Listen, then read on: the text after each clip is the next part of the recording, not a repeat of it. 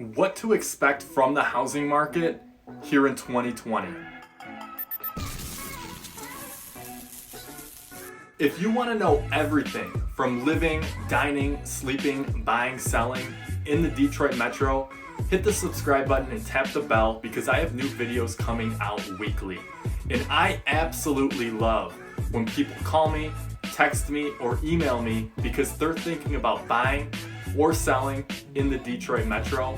So if you have any plans whatsoever to buy or sell in the Detroit Metro, call me, text me, email me, or even send the pigeon carrier because I've got your back. The coronavirus pandemic has reduced home buying and selling activity. Here's how it could impact the housing market for the rest of 2020. The coronavirus pandemic has thrown a wrench into all facets of life, including paying rent or the mortgage for some, and for those in a better financial position, buying a home, selling a home, or moving to that new rental. Stay-at-home orders and calls for social distancing have ruled out in-person home tours, and closed courts for your local clerk's office can't process new property deeds. While many people are choosing to delay a home purchase or sale and stay in the place until coronavirus pandemic has subsided, whether that may be, others are still buying, selling, and signing new leases.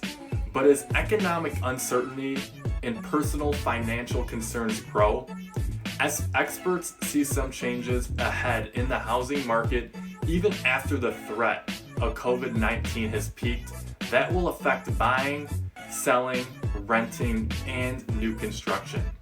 Here are some of the changes experts see on the horizon for the rest of 2020. Starting off for those buying. At the start of 2020, many economics expected home buying to remain healthy throughout the year, bolstered by fairly low mortgage rates, below 4%, though held back slightly over concerns of a future recession to occur in 2021 or later. When the coronavirus first caused stock markets to drop dramatically, and the spread of COVID-19 led to widespread school and business closings and calls for people to remain in their homes, mortgage rates initially dropped in lenders' efforts to offset the scare. And then on March 4th, Freddie Mac reported the average 30-year fixed rate mortgage interest rate to hit a historically low 3.29%, which led to a flood of would-be buyers and homeowners rushing to apply for a mortgage or a refinance. Overwhelmed by interest, lenders raised rates slightly to 3.65% on March 19th, but they have since fallen again to 3.33% as of April 2nd, according to Freddie Mac. Even with the temporary increase, mortgage rates are now more than 0.5% below the rate at the same point of 2019, and they are well below rates from a historical perspective. Unfortunately, low interest rates haven't been able to sustain homebuyer activity. While it's unclear whether this is primarily due to orders to remain at home or concerns about financial stability and employment, it's likely a mixture of both. Homebuyer activity has dropped dramatically. In a survey of more than 3,000 realtors conducted on March 16th and 17th by the National Association of Realtors, 48% reported a decrease in homebuyer interest due to the coronavirus outbreak. Experts aren't able to analyze many historic examples to show us how the market will react in the course of a pandemic and over the long term. The housing market is very different from what it was more than 100 years ago during the Spanish flu pandemic. What's happening to us right now is not being driven by market failure. The question of the scale of impact that the housing market and the economy will see hinges on how long prolonged the spread of COVID-19 will be.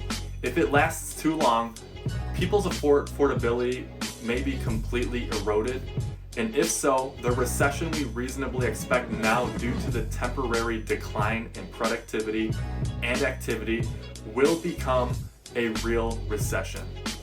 We're returning to previous levels of productivity and activity will be much harder.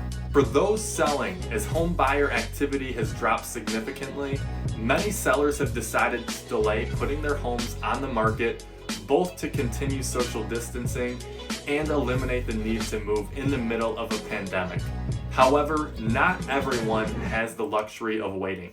Zillow now reports that the last week of March, compared with the average from February, saw a 408% increase in users making 3D videos for homes on the market that aim to immerse prospective buyers and recreate the feeling of touring a home in person. Such videos have actually been a nationwide feature on Zillow's website since 2019, but are no longer a niche product. It's what you need if you want to keep getting your home through the sale process. Right now, the challenge is just to make sure that homes that are on the market don't linger. Real estate listing agents are highly focused on making sure they price these homes appropriately so they don't sit on the market too long. The outlook for home sellers after the pandemic, like with buyers, depends on how long quarantines and the spread of the virus last.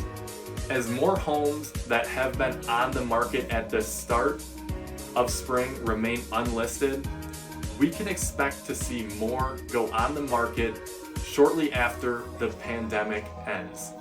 The more financially strained homeowners are, the more houses you're likely to see for sale, and the fewer buyers there will be, which is typically a market at the beginning of a recession. Buyers who aren't affected by layoffs and have enough savings to afford a down payment will benefit. I expect prices to go down a bit after this, and I expect people to be able to buy maybe the home, their dream home, that they won't be able to buy before this. Sellers who might be interested in a quick real estate deal through an iBuyer, like such as Opendoor or Zillow Offers, are now going to have to wait. Both Opendoor and Zillow Offers, as well as similar firms, have paused transactions. This reduces the chances that iBuyer employees are exposed to COVID-19, and it also reduces the chances of mass attempts to liquidate homes for cash in a financial pandemic. And for those renting, renters are expected to be especially hard hit since they account for much of the workforce affected by closed businesses, reduced hours, and layoffs. Many first-time home buyers who are holding off on a home purchase remain renters for now. This means rents are likely to rise in the near future due to continued demand. However, the financial uncertainty caused by COVID-19 is leading to both government and public pressure from landlords to give tenants suffering illness or job loss a break.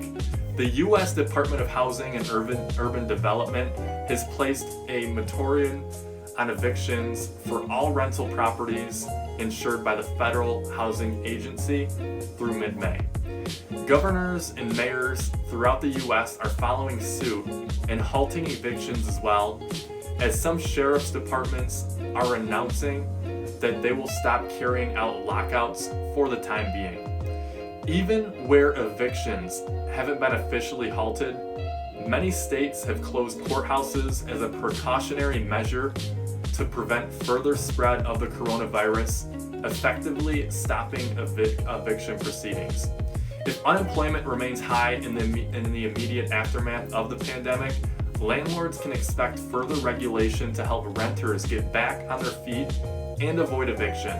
For now, some renters appear willing to find a new rental as planned, regardless of the pandemic. In a survey of about 7,000 renters on rental listings and information site rentcafe.com, between March 25th to the 27th, 52% said they still plan on moving as soon as they find an apartment, and just 10% have chosen to put their search on hold. While affording rent may be a long-term issue if unemployment remains high, landlords of mid and low-priced apartments can expect healthy demand, as people who would otherwise break into homeownership remain renters. New construction and development. And since the Great Recession, residential construction has struggled to meet demand, contributing to climbing prices for existing homes throughout the US. Slowly, new construction has been ramping up, and in 2019, there were roughly 1.4 million new building permits for privately owned housing, the highest number since '07. And according to the US Census Bureau, of course, the coronavirus pandemic changes the outlook for residential construction entirely, and in particular, many states and cities have taken widely varied stances on whether residential construction is considered an essential service that will continue during the pandemic. And where construction continues, workers are concerned for their safety, as many on-site tasks require workers to operate close together.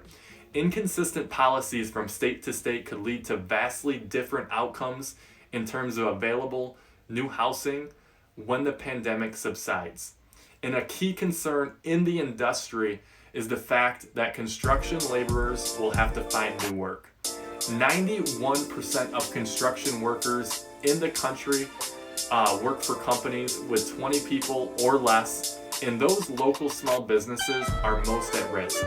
Construction is a real mom and pop shop industry.